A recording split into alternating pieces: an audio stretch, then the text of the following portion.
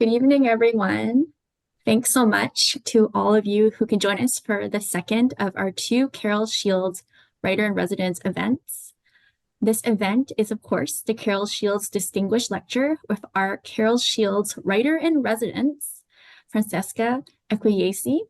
And we are just so proud and lucky to have Francesca as the Carol Shields Writer in Residence this year. For the past few weeks, Francesca has been consulting with her students, meeting with faculty like myself, and just being such an invaluable mentor, coach, and facilitator. It is so rare to have someone who is so talented at her craft, but also committed to supporting aspiring writers. So thank you so much for your time and energy here at the University of Winnipeg. My name is Lindsay Wong, and I am an author and assistant professor of creative writing in the English department at the University of Winnipeg.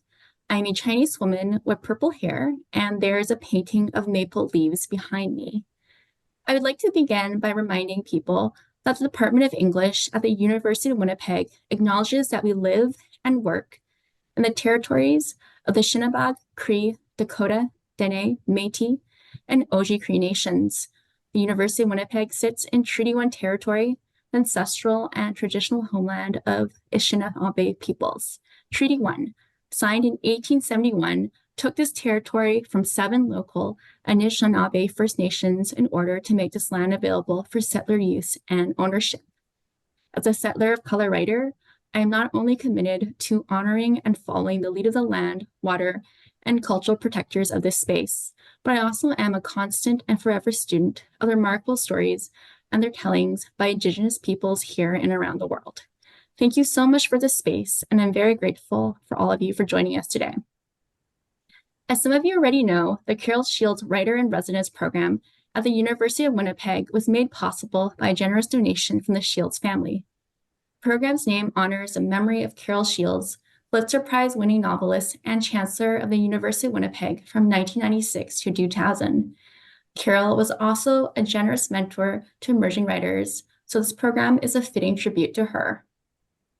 A brief note on the order of events.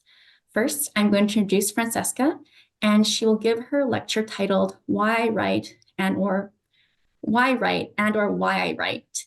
Then we'll have a Q&A, and we would just love to take your questions. And I also have a few prepared as well.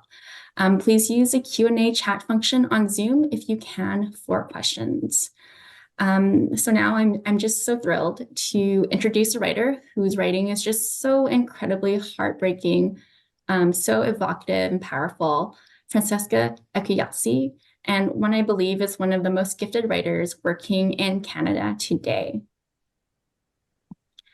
Francesca Ekwuyasi, she, her, is a learner, writer, and multidisciplinary artist from Lagos, Nigeria. Her debut novel, Butter, Honey, Pig, Bread, was awarded the 2022 Dane Ogilvy Prize for LGBTQ2S+ emerging writers. It was longlisted and shortlisted for numerous other awards, including the 2020 Giller Prize, the 2021 Governor General's Award, and the 2022 Dublin Literary Award.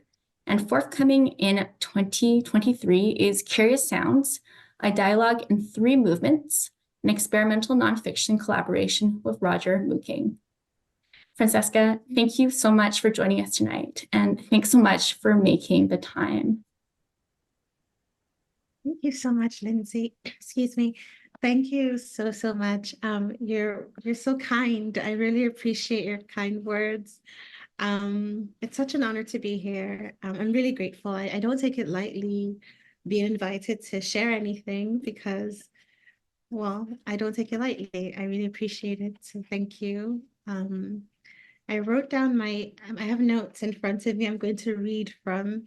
I was telling Lindsay earlier because sometimes I just forget my words like mid-sentence. So I'm going to be reading. But I hope to keep it in just conversational tone because that's how I've written it. Okay. So I'm zooming in today from Teotihuacan, Montreal, the unceded indigenous lands of the Kenyan Kehaka Mohawk Nation, Kanyankehaka is known as the gathering place for many First Nations and the Kanyankehaka have been the custodians of the land and waters of this place. However, I spent the last decade living and working in Chibuktuk, Halifax, and Mi'kma'ki, the ancestral and traditional land of the Mi'kmaq people. Mi'kma'ki remains unceded and unsurrendered and belongs to the Mi'kmaq people. As Lindsay mentioned, my name is Francesca Omalara Ekwuyasi. I was born and raised in Lagos, Nigeria. However, where I come from, one never claims they are from a place simply because they were born there. Instead, they are from wherever their father is from, which invariably is the same as where their paternal grandfather is from. So I'm from Delta State, and my mother is from Ijebu-Ode in Ogun State, because that's where her father was from. I say all this about place and origin and land and belonging because even the place that I am from is informed by the story that my culture tells about origins. I'm from Delta State, though I've only ever been there once when I was 13 for my grandmother's funeral, for my great grandmother's funeral. Oof. um, I'm a learner, artist, and storyteller. And these labels are a story that I tell about myself. There are some stories I tell about myself. Today, with the help of a few poets whose words have moved me, I want to talk to you about why I write, and I would really like to hear why you write. So I write because honestly, it's in my blood. I come from a family of creative people. They're not all writers, but they're all creative in their own way. Um, I came to storytelling the way that one comes to any inevitable stage of growing up.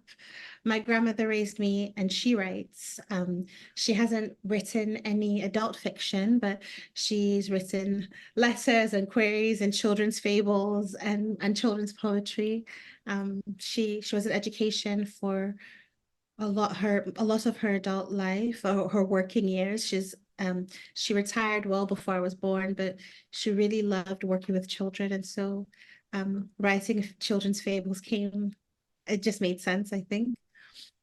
And before he passed away, my father was also creatively inclined. He produced music for a time, much like my older brother Ike, who's a musician. He's a music producer and a very gifted illustrator. And my mother, she paints. She makes her own pigments using clay, ash, and dirt.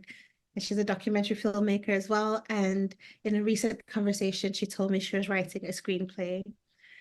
And so it just writing and creativity and storytelling and just having a craft to which one is devoted seemed growing up to me seemed like a thing that everybody had.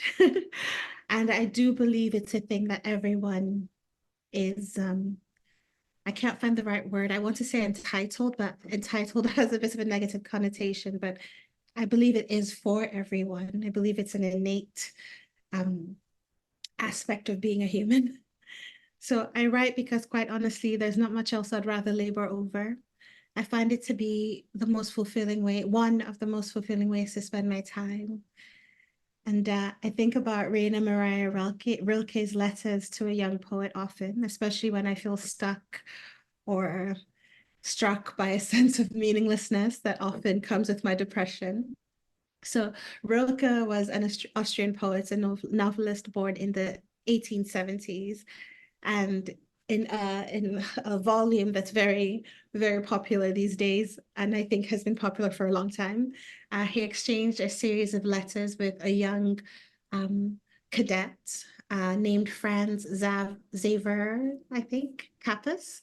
Pardon if my pronunciation is incorrect. But yeah. So Kappas reached out to Rilke to know if his writing was worthwhile. He sent some pages and some poetry and asked Rilke for some feedback. And he wanted to know essentially if his work was good enough to pursue poetry, to pursue the life of being a poet. And I want to read Rilke's response to Rilke's first letter in the collection. And this is a translation. I'm happy to share the links to all the things the links and the sources, like cite my sources to all the poems I read today. So this is a translation that you can find at like poetry.org. Okay, so Broca says, you ask whether your poems are good. You send them to publishers, you compare them with other poems. You are disturbed when certain publishers reject your attempts. Well, now, since you've given me permission to advise you, I suggest that you give all that up. You are looking outward, and above all else, that you must not do now. No one can advise you and help you. No one. There is only one way. Go within, search for the cause, find the impetus that bids you right. Put it to this test. Does it stretch out its roots in the deepest place of your heart? Can you avow that you would die if you were forbidden to write? Above all, in the most silent hour of your night, ask yourself this: must I write? Dig deep into yourself for a true answer, and if it should ring its assent, you can confidently meet this serious question with a simple "I must," then build your life upon it. It has become your necessity. Your life in even the most mundane and least significant hour must become a sign, a testimony to this urge. Then draw near to nature. Pretend you are the very first man, and then write what you see and experience, what you love and lose. Do not write love poems, at least at first. They present the greatest challenge. It requires great, fully ripened power to produce something personal, something unique. When there are so many good and sometimes even brilliant renditions in great numbers, beware of general themes. Cling to that, to cling to those that your everyday life offers you. Write about your sorrows, your wishes, your passing thoughts, your belief in anything beautiful. Describe all that with fervent, quiet, and humble sincerity. In order to express yourself, use things in your surroundings, the scenes of your dreams and the subjects of your memory. If your everyday life appears to be unworthy subject matter, do not complain to life. Complain to yourself. Lament that you are not poet enough to call up its wealth. For the creative artist, there is no poverty. Nothing is insignificant or unimportant. Even if you were in a prison whose walls would shut out from your senses the sounds of the outer world, would you not then still have your childhood? This precious wealth, this treasure house of memories. Direct your attention to that. Attempt to resurrect these sunken sensations of the distant past. You will gain assuredness. Your aloneness will expand and will become your home, greeting you like the quiet dawn. Outer tumult will pass it by from afar. If, as a result of this turning inward or of this sinking into your own world, poetry should emerge, you will not think to ask someone whether it's good poetry, and you will not try to interest publishers of magazines in these works, for you will hear in them your own voice. You will see in them a piece of your life, a natural possession of yours. A piece of art is good if it's born of necessity. This, its source, is its criterion. There is no other. Therefore, my dear friend, I know of no other advice than this. Go within the scale, go within and scale the depths of your being from which your very life springs forth. At its source, you will find the answer to the question whether you must write. Accept it, however it sounds to you, without analyzing. Perhaps it will become apparent to you that you are indeed called to be a writer. Then accept that fate, bear its burden and its grandeur without asking for the reward, which might possibly come from without. For the creative artist must be a world of his own and must find everything within himself and in nature to which he has betrothed himself. So quite frankly, this is all very romantic. And we live in a world now that's both the same and incredibly different than in Rilke's lifetime. We are presently living through late stage capitalism, climate chaos, several wars rooted in a scramble for resources. So one must at times look outwards if one is to pay one's rents in this nightmarish housing shortage. But the seeds in this letter that sprouted in my mind upon my first reading is that you and you alone and me alone are worthy conduits for the stories that are asking to be told. I believe, like I said before, that storytelling is an innate part of being human. We make meaning of the world and ourselves and each other through stories, through language. And even the unutterable, we find ways to communicate through nonverbal language like sound, music, visuals, film, fine art, and movement. And I should mention that when I say write, writer, writing, I'm referring to storytelling across mediums, including the research required to learn about what it might feel like and look like to be a person other than oneself in another place other than the place you may currently occupy. So I write because it's one way that I can make meaning of a world so vast, so awesome and frightening, and so gorgeous and full of unimaginable horrors at times.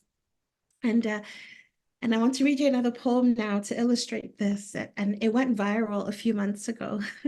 It's called Good Bones by Maggie Smith. And every time I read it, it brings me to tears. So I'm going to try to be very stoic. Um, I'm sure you're familiar. I think anyone with internet in 2020 or 21 is familiar, but I'm very happy to read it to you now.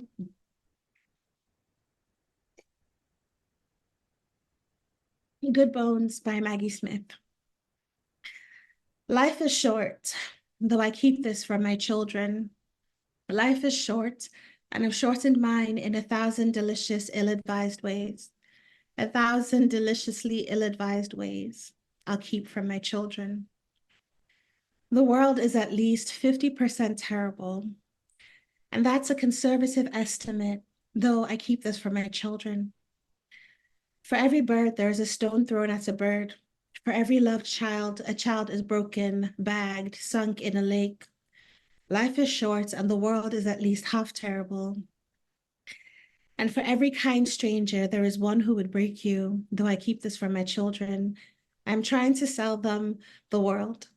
Any decent realtor walking through a real shithole chirps on about good bones. This place could be beautiful, right? You could make this place beautiful. So I write to make my life more beautiful because sometimes the chaos, the grief, the unimaginable pain don't lead to anything profound. They are awful and meaningless until we give them all meaning through language, through poetry, through writing, through song or movement. I do that through writing. When I was 12 years old, my oldest brother Namdi was killed by a police officer at a traffic checkpoint. He and his friend Morakinyo were shot in the head in Morakinyo's father's car at a checkpoint, less than a 10-minute walk from our house. Namdi was 19 years old, and the grief seized my family in an unbearable shock. And I didn't understand how that pain and how sometimes pain can live inside the body until I told a story about it like over a decade later in 2018 at a live storytelling event in Halifax.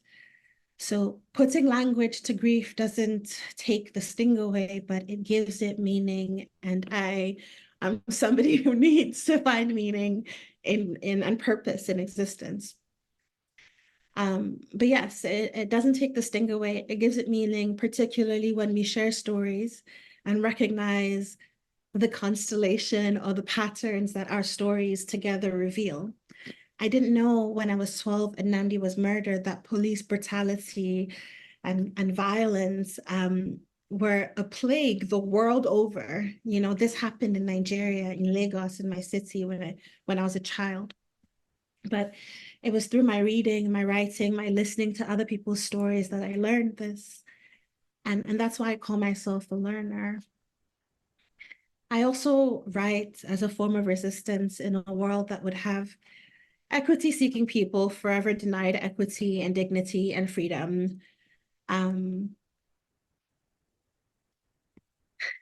so while studying for my undergraduate degree many years ago now, I came upon a poem that has taken me years and growing up and becoming educated and learning to fully grasp.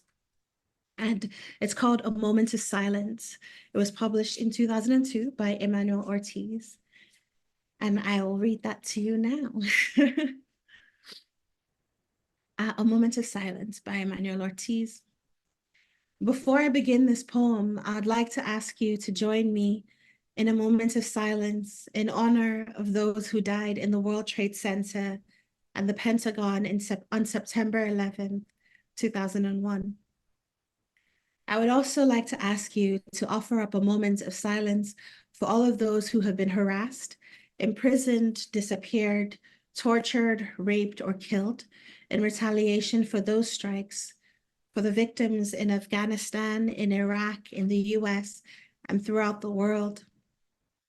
And if I could just add one more thing, a full day of silence for the tens of thousands of Palestinians who have died at the hands of US-backed Israeli forces over decades of occupation. 6 months of silence for the 1.5 million Iraqi people, mostly children, who have died of malnourishment or starvation as a result of a 12-year US embargo against the country. And now the drums of war beat again. Before I begin this poem, 2 months of silence for the Blacks under apartheid in South Africa, where Homeland Security made them aliens in their own country.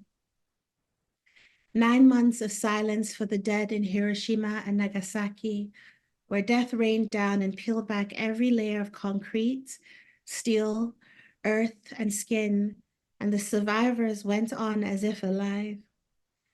A year of silence for the millions of dead in Vietnam, a people, not a war, for those who know a thing or two about the scent of burning fuel, their relatives' bones buried in it, their babies born of it. 2 months of silence for the decades of dead in Colombia, whose names, like the corpses they once represented, have piled up and slipped off our tongues. Before I begin this poem, 7 days of silence for El Salvador, a day of silence for Nicaragua, 5 days of silence for the Guatemaltecos, none of whom ever knew a moment of peace in their living years. 45 seconds of silence for the 45 dead at Actiel, Chiapas, 1,933 miles of silence for every desperate body that burns in the desert sun, drowned in swollen rivers at the pearly gates to the empire's underbelly, a gaping wound sutured shut by razor wire and corrugated steel. 25 years of silence for the millions of Africans who found their graves far deeper in the ocean than any building could poke into the sky, for those who were strung and swung from the heights of sycamore trees in the south, the north, the east, the west. There will be no DNA testing or dental records to identify their remains. 100 years of silence for the hundreds of millions of indigenous people from this half of right here, whose lands and lives were stolen in postcard perfect plots like Pine Ridge, Wounded Knee, Sand Creek, Fallen Timbers, or the Trail of Tears. Names now reduced to innocuous magnetic poetry in the refrigerators of our consciousness. From somewhere within the pillars of power, you open your mouths to invoke a moment of our silence, and we are all left speechless. Our tongues snatched from our mouths, our eyes stapled shut. A moment of silence, and the poets are laid to rest. The drums disintegrate to dust. Before I begin this poem, you want a moment of silence. You mourn now as if the world will never be the same, and the rest of us hope to hell it won't be. Not like it always has been. Because this is not a 911 poem. This is a 910 poem, a 99 poem, a 98 poem, a 97 poem. This is a 1492 poem. This is a poem about what causes poems like this to be written. And if this is a 9/11 poem, then this is a September 11, 1973 poem for Chile. This is a September 12th, 1977 poem for Stephen Biko in South Africa. This is a September 13th, 1971 poem for the brothers at Attica Prison, New York. This is a September 14th, 1992 poem for the people of Somalia. This is a poem for every date that falls to the ground amidst the ashes of amnesia. This is a poem for the 110 stories that were never told, the 110 stories that history uprooted from its textbooks, the 110 stories that CNN, BBC, the New York Times, the Newsweek ignored. This is a poem for interrupting the program. This is not a peace poem, not a poem for forgiveness. This is a justice poem, a poem for never forgetting. This is a poem to remind us that all that glitters might just be broken glass. And still you want a moment of silence for the dead. We could give you lifetimes of empty, the unmarked graves, the lost languages, the uprooted trees and histories, the dead stares in the faces of nameless children. Before I start this poem, we could be silent forever, or just long enough to hunger for the dust to bury us, and you would still ask us for more of our silence. So if you want a moment of silence, then stop the oil pumps, turn off the engines, the televisions, sink the cruise ships, crash the stock markets, unplug the marquee lights, and delete the emails and instant messages, derail the trains, ground the planes. If you want a moment of silence, put a brick through the window of a Taco Bell and pay the workers for lost wages. Tear down the liquor stores, the townhouses, the White Houses, the jailhouses, the penthouses, and the Playboys. If you want a moment of silence, then take it on Super Bowl Sunday, the 4th of July, during Dayton's 13-hour sale. The next time your white guilt fills the room where my beautiful brown people have gathered, you want a moment of silence, then take it now. Before this poem begins,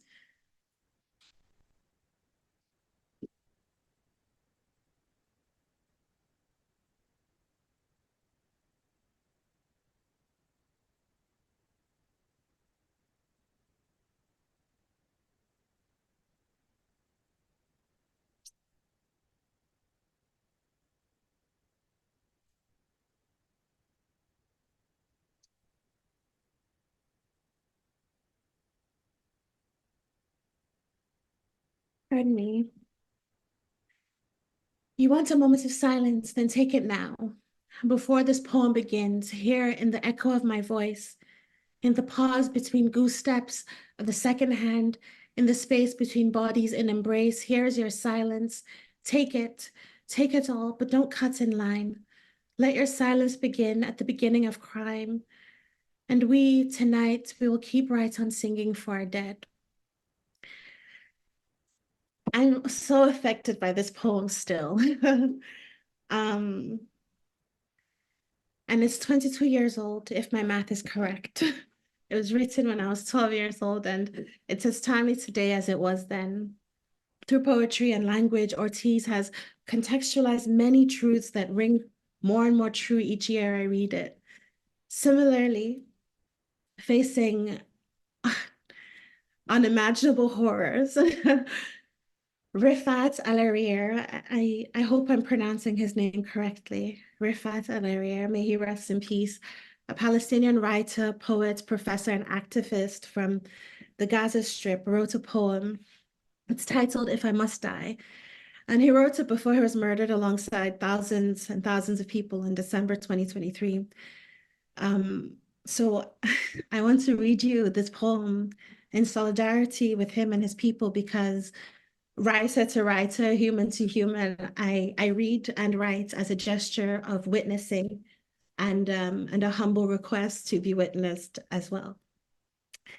This poem is much shorter, and it goes, if I must die, if I must die, you must live to tell my story, to sell my things, to buy a piece of cloth and some strings, make it white with a long tail, so that a child somewhere in Gaza, while looking heaven in the eye, awaiting his dad who left in a blaze and bid no one farewell, not even his flesh, not even to himself, sees the kite, my kite you made, flying up above, and thinks for a moment an angel is there bringing back love. If I must die, let it bring hope. Let it be a story. So I write as a humble request to be witnessed. And it is at times painful and vulnerable. In a podcast interview with Zadie Smith, it's a podcast called Talk Easy, I believe. Um, but the host was interviewing Zadie Smith, and she mentioned something about how writing reveals, one's preoccupations. And I laughed when I heard that because it's so true. And I find some themes so clear when I look back on past essays and short stories I've written. They're so clearly indicative of my neuroses at any given time, the things that seize my attention and worry or excite or disturb or alarm me. So my writing can sometimes reveal myself to me, which is both incredibly horrifying and very, very indulgent. Um, yeah. So it makes me think of this quote from an essay by Mary Oliver, which is also very, very popular. It's from an essay titled Upstream, and the line is it just says attention is the beginning of devotion, which is stunning in its simplicity and truthfulness. But the passage before that line, it goes as follows. It says, teach the children, we don't matter so much, but teach the children. Show them daisies and the pale hepatica. Teach them the taste of sassafras and wintergreen, the lives of the blue sailors, mallows, sunbursts, the moccasin flowers, and the frisky ones, inkberry, lamb's quarters, blueberries, and the aromatic ones, rosemary, oregano. Give them peppermint to put in their pockets as they go to school. Give them fields and the woods and the possibility of the world salvaged from lords of profit. Send them in the stream, head them upstream. Rejoice as they learn to love this green space they live in. Its sticks and leaves and their silent, beautiful blossoms. Attention is the beginning of devotion. And to write requires looking, it requires seeing, listening, and paying attention.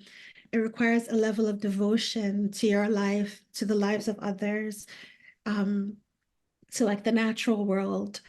And when I say the natural world, like I mean like mother trees and mycelium, but I also mean like sun-baked concrete sidewalks and disease and the way that like cells can warp and harm their hosts, the way that death shows up expectedly or unexpectedly.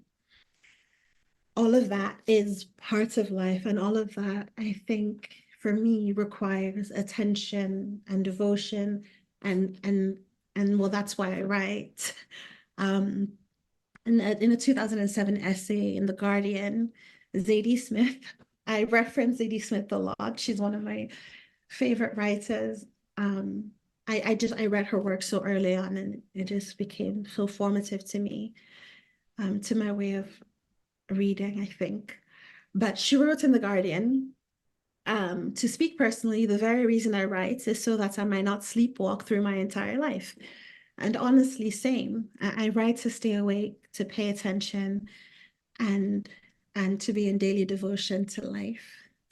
And I would love to know why you write. Thank you for listening. Thank you for bearing with me.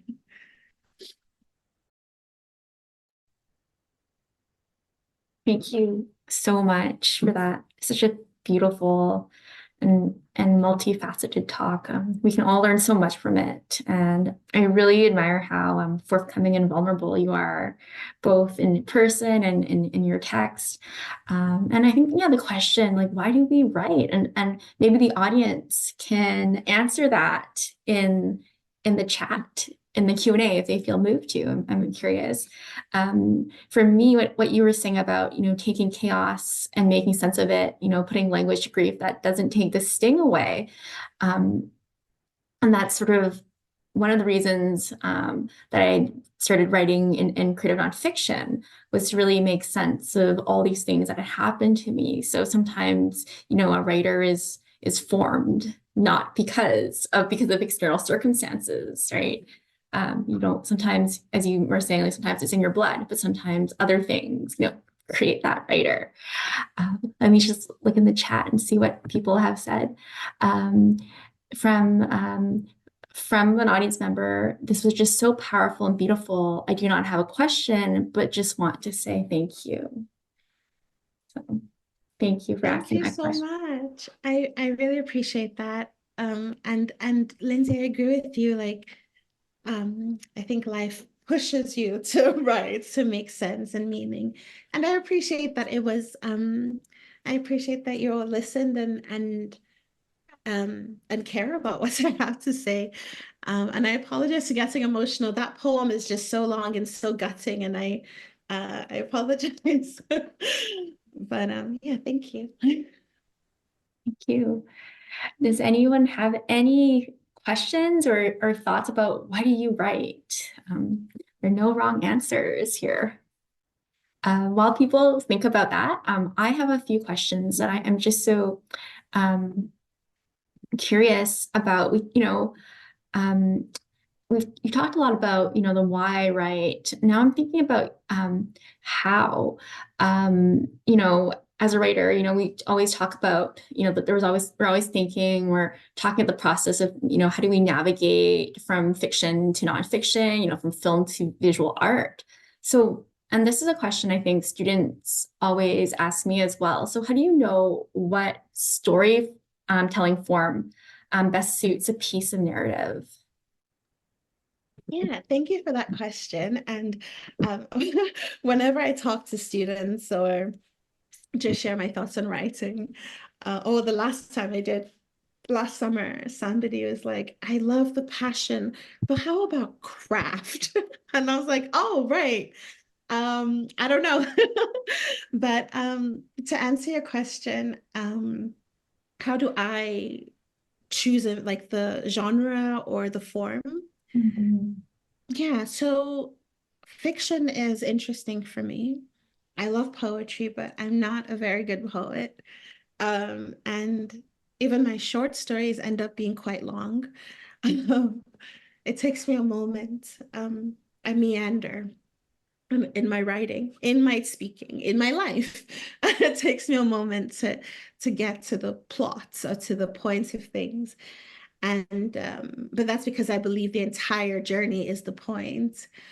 So fiction and short stories and novels are wonderful containers to meander. So that's what I choose. And it's also the kind of work I like to read. I like to be immersed and spend time with characters or with a scene or an idea. And so I tend to be a bit of a slow writer because of that. So I choose the first medium, the first thing that comes to mind is fiction, is short story or novel. Um, but sometimes language, words aren't enough, and and then images help. So then I'll make like experimental films, which is a series of images and sound or text and film that convey the sense or meaning that I really want to share, at least to me. Yeah. So in many ways, it has to do with the story. The story determines the form. Yeah. Such a beautiful way of putting it. I too, I find that I used to like to meander, and now I don't know, for some reason, I just feel safer in a more contained space, creating a short story. So I think it really depends on sort of like where you are in that state of thinking and processing it. Yeah, I was about to say, I think it's also like a season, Hmm. like ebbs and flows, you know. I had a season of writing poetry, but not sharing it because I don't know if there's anything more vulnerable than sharing your own poetry. But yeah, I had a season of writing poetry because ideas would come to me short form. Um, and I enjoyed that too. But I don't have as much courage to put that out in the world as I do with like because even experimental films are still cool, you know, kind of, Mhm. but extremely earnest poetry from like an unseasoned hand like mine is, I don't know if it's that cool. It's very sentimental in the end, often. Yeah. I mean, poetry though is terrifying. I stay away from poetry. You cannot ask me to write a poem. It would be terrible. I understand the fear. And yeah, but poets are, I love poetry is a big part of my reading. I don't know the right word, but like what I like to read, you know, it takes up a big chunk. And prose poems and essays. I love a confessional essay. Yeah, Those are the hardest to write, I right? Because bet. the audience knows when you're lying, right? That's where they get you. Yeah. We do have a question in the chat. I think people are kind of shy to share why they write, but this is a question from someone. Thank you, Francesca, for that moving presentation about why you write and for introducing me to some poets I'm now looking forward to reading. You talked about writing also being a way to make a living, the cost of living being what it is. How have you, as a writer of color, dealt with the publishing enterprise being in some way a continuation of the racist colonial project? I asked this because I enjoyed how decolonial your novel was. Thank you. Oh, thank you so much. I really appreciate such like a straightforward, bold question, right? Because I think, you know, I hesitate to share my opinions, and I value my opinions. I like to think my opinions are often as well informed as possible. Otherwise, I don't share them, you know. But you know, we're all just people. I don't know, you know, I'm wrong. I'm sure most of the time. Um, but my way of thinking, um, which in you know it informs my way of writing is rooted in Black feminist thoughts. Like I was born and raised in Nigeria by a grandmother who I'm sure she won't call herself a feminist, but I see her and aunties that, you know, and so I couldn't divorce myself from that way of thinking if I tried. I could pretend, I could write in a way that is pandering, right? And so a fear of mine used to be that you know, it would be my work would be too much and wouldn't find the right home.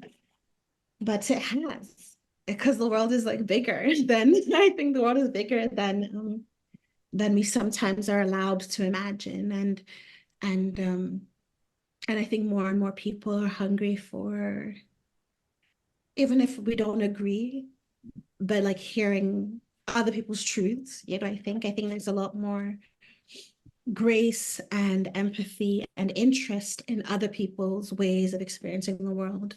I mean, as a reader, because I'm a reader, I love to. I grew up as quite a voracious reader, and I read most of what I had access to was like British and American literature, and so I knew about British and American people, and but also Nigerian literature. I read a lot of Nigerian writers, and I think reading is a way to cultivate empathy. So, in terms of writing decolonial, like that is so that's such a compliment. Thank you. You know, if that's how it comes across to you, I really appreciate that. Um, I take that as a compliment. But in terms of writing that way, I think there's still an audience for that, right? There's an audience for all kinds of tastes. And I think I have been lucky in that my writing has found the right homes for it. So my first novel, I'm in the process of writing my second novel, so it's the only novel I currently have, is published by Arsenal Pulp. And if you look at they're an independent publisher in Vancouver, and they're a small press. But if you look at their catalog, like they make it a point to publish like people of equity seeking backgrounds, like racialized people and queer people. And so that has been the right home for work like mine so far. And I have been lucky that there's been an appetite for it. So in terms of making a living as a writer, I do many things. I work as a mentor at University of King's College. When I work with MFA students, I read their work and give feedback, and that's a great way to supplement my income because I am still in the realm of writing. I'm reading and writing, giving feedback, and being in a writing community. I get invited to be writers in residence at like universities like U Winnipeg. Um, and that helps. It really does. And so I think I'm in a position where I don't have any dependents. My partner has a dog. That's it. I don't have any dependents, um, and before I published my first novel, I worked a terrible job that I hate. I don't work there anymore, but it paid so little. And so I think kind of being accustomed to earning so little money has made it so that I'm okay, you know? And Canada is a kind of place that, although I know it's more and more competitive, but you know, the arts are funded in a different way than they are in the States and in other parts of the world, definitely in a different way than they are in Nigeria. So there has been that kind of support. And so yeah, I think that's kind of how I make a living. Um, I take writing commissions if they interest me. I collaborate with other artists and we create work that pays. Um, I pray to God. I do. I do. And yeah, thank you for that question. I'm happy to answer more specifically, but I think I might have answered some. Yeah. Thank you for being so forthcoming and honest about it, because we never talk about how do you make a living as a writer, especially as a racialized writer. And I think, people sometimes just assume that you write a manuscript, especially students, and you make $1 million. And that's not true. Maybe if you're writing YA, commercial YA, and you get the six-figure deals, like that's where the lucrative book deals. But for those of us who write literary fiction, sometimes the paycheck, you're just like, oh, I guess I can buy new shoes today. Yes. Yeah. Yeah. Yeah. We have to get really creative. And I guess I didn't go to school for writing. Like I never approached it as like I haven't approached it as like a career. Like my academic plan was to go to law school and study international human rights law and work with the UN. That was my plan. Obviously, that makes sense. That's where the big money is. I don't think so. I don't think that a good friend of mine is an international human rights lawyer, and she's like, she's in loose pants law, is what she says. Like immigration law doesn't really pay that much, but that was my plan to earn a living. That was my plan for a career. But I didn't want to go to law school. I had to be honest with myself as I was finishing my undergrad and not applying to law school, applying to grad school, finishing that and not applying to law school. I had to be like, I don't think I want to go to law school. I think I just want to write. So it's definitely there are consequences to that sort of choice. But many people write and do other things. Many people are lawyers and writers, or teachers and writers, bakers, doctors and writers.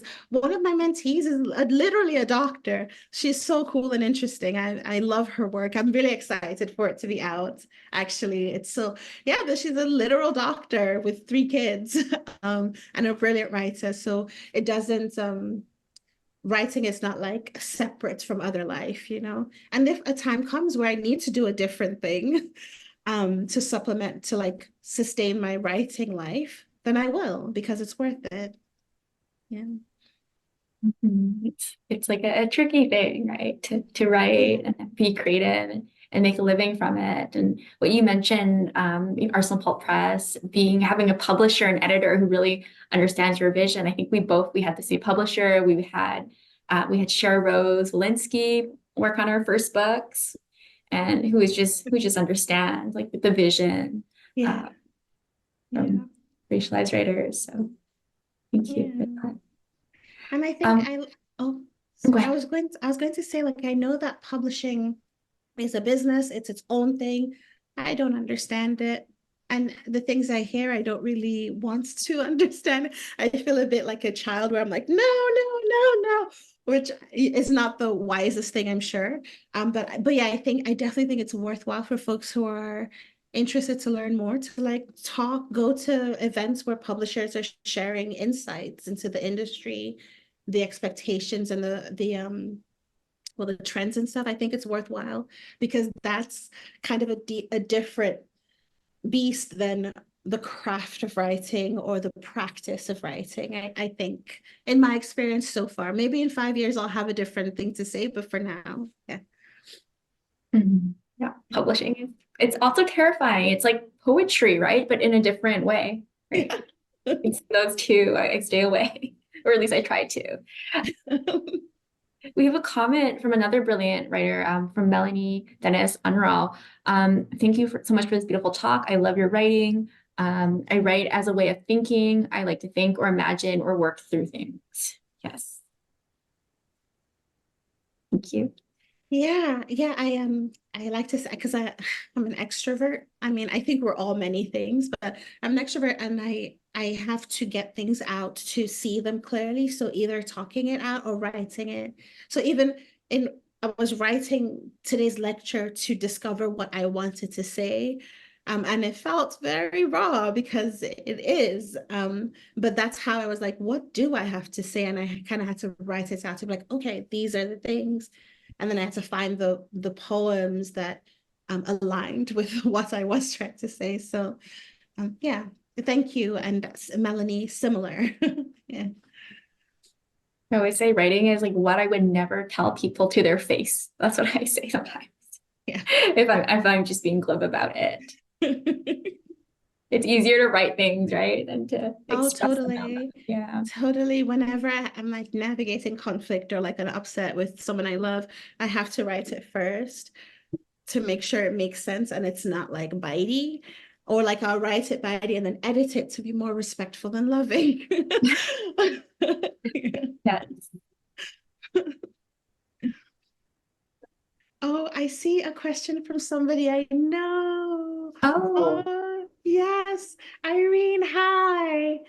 Oh, should I've I never. read it out loud for everyone and then? Yes, please. Okay, great. Thanks for your nuanced response, Francesca. Yes, your decolonial writing is definitely meant as a compliment. It's inspiring to say the least. I'm thinking about how what you said about how writing teaches empathy, which is true, but how it has also been weaponized by the publishing industry to make writers of color write a certain way that affirms what they know about certain African countries. How white writers can write about anything seeming apolitical, but writers of color have to write in a way that responds to certain African say issues so that the white market can feel connected to the material. Mhm. Oh, Irene, yeah, no, I feel that. Thank you for the compliment. Um, and yes, like I do think that reading and writing like cultivate empathy. And what you're saying here also deeply resonates. It makes me think about like the idea of trauma porn, like racialized writers or equity seeking writers, like having to write for like the like voyeurs, write about their pain to be like, isn't this so like sensational that me and my people go through this sort of thing? Don't you want to buy this book? And yeah, I do. I've seen that. I've heard that from other writers. And particularly like African writers and like writers from the global South. Like I've heard that even academically as well. Um, and I have an example of how this has shown up in my life. I've been so like blessed. I was invited to a few festivals in Italy to share the like Italian translation of my work, and the questions I got were stunning. I got stunning in a dark way, very different from the questions I generally, the conversations I engage with in my time here so far, honestly, in Canada. But many of the many of the questions were just people being astounded that the characters were, in their words, relatable. They were like, your characters are just like living normal lives. They're just like normal middle class people, like just like us. And it was baffling. And I was like, wait, what do you mean? Like class exists everywhere. Yes, some people are destitute and some people like are hoarding wealth and some people are somewhere between. But they were stunned that I was writing a story based about Africans, about Nigerians based in Nigeria that wasn't all poverty and like political turmoil.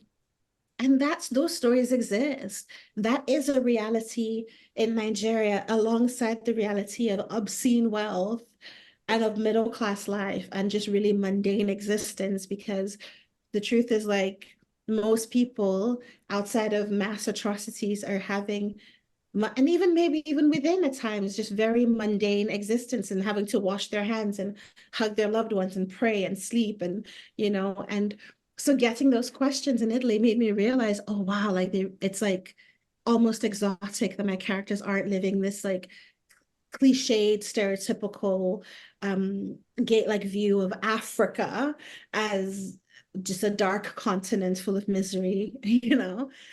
So yes, Irene, and I rambled a bit, but yes, I hear you. Yeah.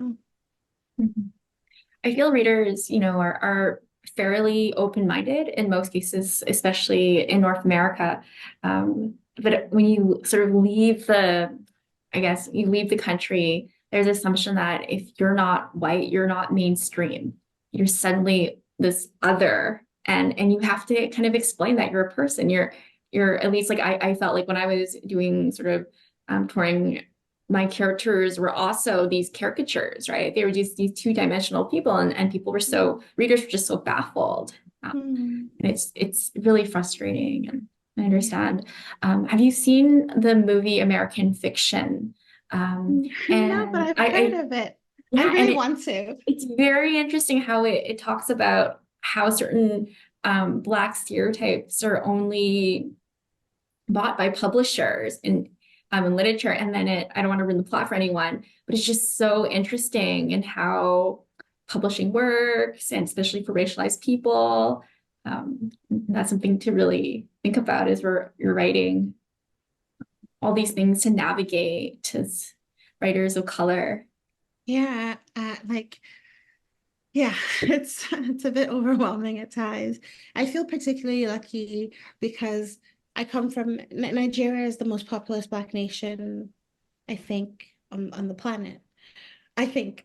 And just because of sheer numbers, there's a lot of Nigerians in every field. So there's a lot of Nigerian writers, a lot of Nigerians creating literary fiction. So I have so many examples, and the path has already been sort of paved, and so there's the shock that like legends like Chinua Achebe, for example, might have faced in his time, on Mole Soyinka, or like just writers of that generation.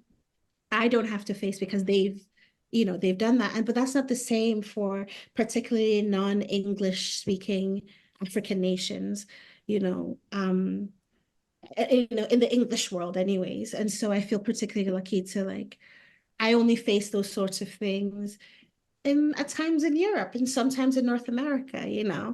Um, yeah, I feel kind of protected, like psychologically protected from what it would be like to not have examples of writers like me successful in the world, and facing this like having your work being like squished,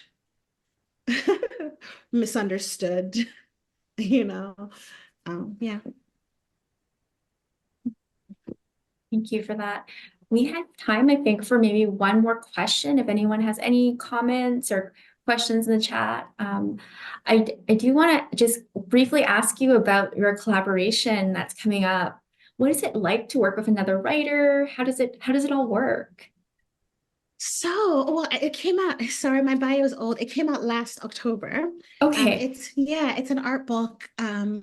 So I love to collaborate. That's a huge one very important part of my practice, like as a storyteller, as an artist. So I have lots of friends who are visual artists or sound artists, and I love to write about their work. So Roger Mooking is a musician and a chef, and We met because he championed my novel in Canada Reads in 2021, and we really made a great connection. And so he he made me promise when we were first getting to know each other, and it was all in good fun. He was like, "Okay, I'll defend your book. I'll do my very best, and if I ever write, I want you to edit." And I was like, "Sure thing." And he wrote a series of micro stories, very like no more than 100 words per story. Um, and he created this album called Sound Bites. Also, each no track was more than about 90 seconds or maybe even 60 seconds. And he has all these paintings and collages he's done over the years and essentially created this body of work and wanted me to write about it. And I was happy to. I got to listen to the music and experience the art and read the work. I like to art, excuse me, I like to write art show reviews and criticism. It's just part of where I found myself, in the communities I found myself, and another way to engage with art outside of creating it. Pardon me. Um, so that's how it worked. We spent a lot of time talking. We were in conversation. The book is essentially the first half is like essays, like a long essay interwoven with conversations between Roger and I, and me reflecting on the music and the paintings and the writing. And then the second half of the book is images of the work and text of the story. So it was really cool. It was really cool. It was different than how I normally collaborate. Um, but it was like a learning experience. Yeah. That sounds amazing. I'm excited to like read it. Thank And you. well, thank you so much for taking the time to speak with us. Thank you for that beautiful talk. And you're here until March 11 and you're taking appointments. So Yes. any writers who want an appointment with Francesca, you can sign up. Anyone with a secret manuscript in your drawer, I bring them to her. You'll get amazing feedback and you'll feel Thank inspired to you. keep writing. Um, and if you are a professional writer who has published no more than 2 books, you might be our next writer in residence. Details on applying for our next Carol Shields Writer in Residence will be announced on our U Winnipeg Instagram, probably in April. So thank you so much, everyone, for coming tonight. Thank you so much, Francesca. We're just so lucky to have you join us this month.